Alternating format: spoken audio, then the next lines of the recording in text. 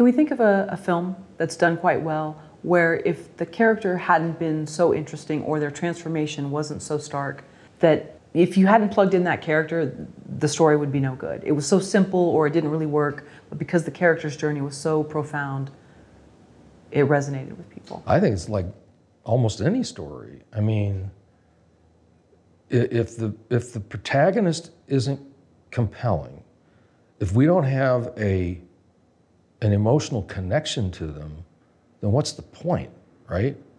Like, I'm a huge Pixar fan.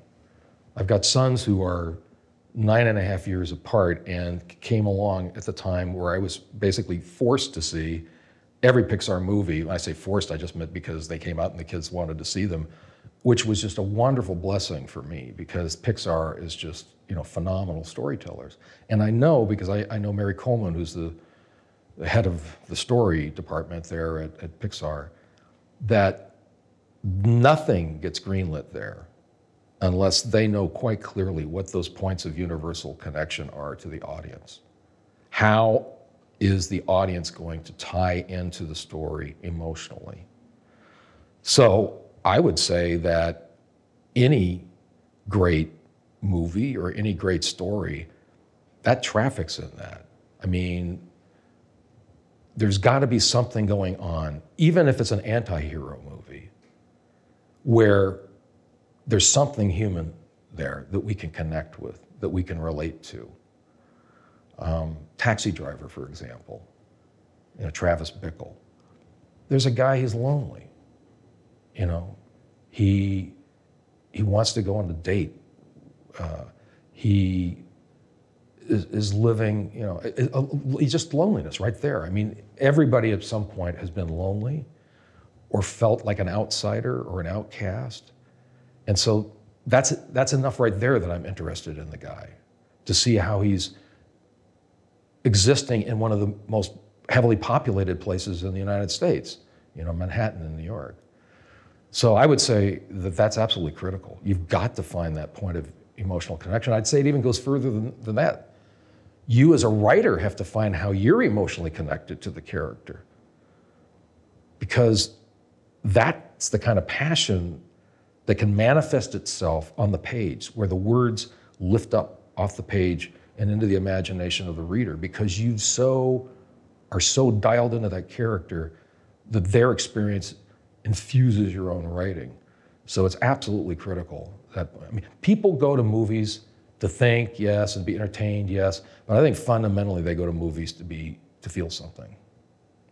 Well, if we take slightly older movies, ones that had Humphrey Bogart, so Maltese Falcon or Casablanca, whatever, I'm wondering, how do we feel that connection even if we don't see ourselves as his character? His characters always had a lot of confidence. Maybe they were a little more jaded or cynical. They were always kind of the truth tellers. But how are we tapping into those same Humphrey Bogart characters? Okay, so let's take Casablanca, which is the #1 script on the WGA top 100 scripts, or 101, which is ironic because they never finished the script. I mean, they never really had a complete script on set. But what's his issue? He's in a state of disunity at the beginning. He started off as a loyalist. He was a passionate believer in, the good and the right. He fought on the side of the loyalists in the Spanish, Civil War. He falls in love with Ilsa. They have that wonderful idyllic experience in Paris. Then the Germans are coming into town. He goes to the train station. She doesn't show up. His heart's broken. So he goes to Casablanca and starts this business. He drinks alone. He plays chess alone. He does have presumably some sort of sexual dalliance with that one woman, but there's no real connection there. And he's a complete cynic at this point. He's cut himself off from that idealistic part of himself that used to exist. And so that whole hard-boiled Humphrey Bogart, I came for the waters and I was misinformed, that whole thing, right? That's a mask. That's his cynical mask. That's his public persona. Inside is his idealism, is his passion for life. It's still there, but it's buried. It's like per Jung, it's in the darkness of the unconscious. It needs to come out, which is why it happens outside his fate. Who shows up and where? Ilsa. Of all, and he says, of all the lousy gin joints in the world, you had to, right? Yeah, it's like the biggest coincidence in the world, or is it? It's like fate. Fate shows that, determines that she show up there because he's got to deal with his past. So she's clearly the attractor character for the protagonist, right? And so how do we relate to that? How many of us have been jilted? How many of us have had our hearts broken in a relationship? That's pretty universal. I suspect that 90% of people have been in a situation where they had their hearts broken. We can relate to that with this guy. That's when you really boil it down on a human level, that's what this guy's dealing with. For all that bluster and all that business savvy and everything else, and that cynicism, he's a guy who had his heart broken. So there's a universal point of connection. So then these set of characters show up. There's Major Strasser, who represents the Germans. He's the nemesis character, right? Because Rick's got these letters of transit, and originally he's thinking about taking he and Ilsa, once they reconnect, he's going to take her, and off they go, getting out of Casablanca.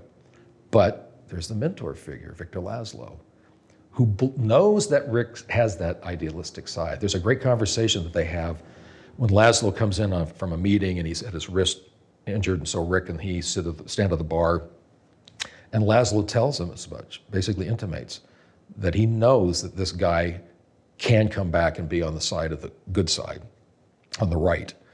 And you've got Captain Renault, who's one of the great tricksters of all time. I'm shocked to find there's gambling going on here. He plays all sides, right, for his own good.